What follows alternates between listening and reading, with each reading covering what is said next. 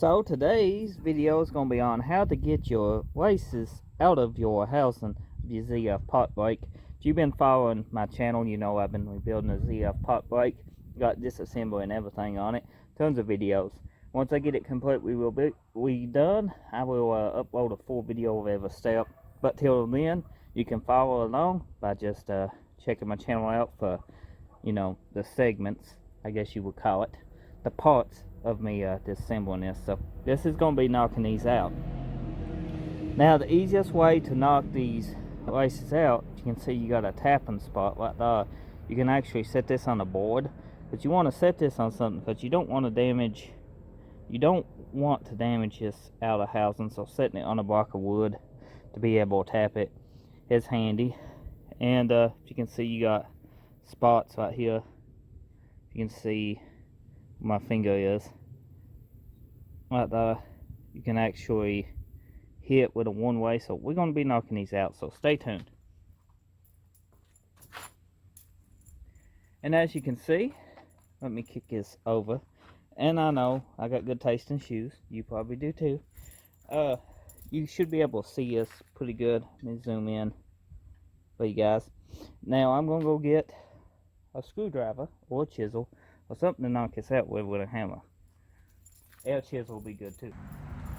What I'm going to try to use, guys, is let's see. What I'll be using is a chisel and an old rusty hammer. I got better tools, but you know, I would not destroy them. So let's just try it like this. And just a couple taps on each side should bring out.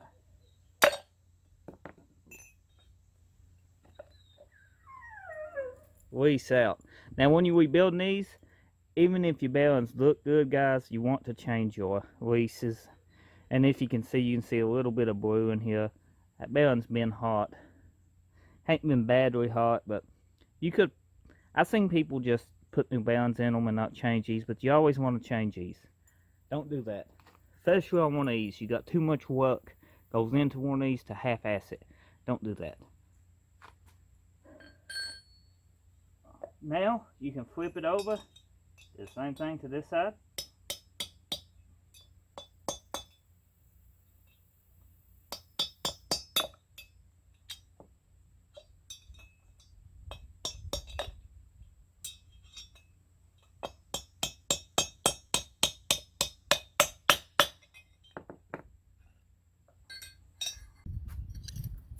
Yeah, you see my shoes again, guys.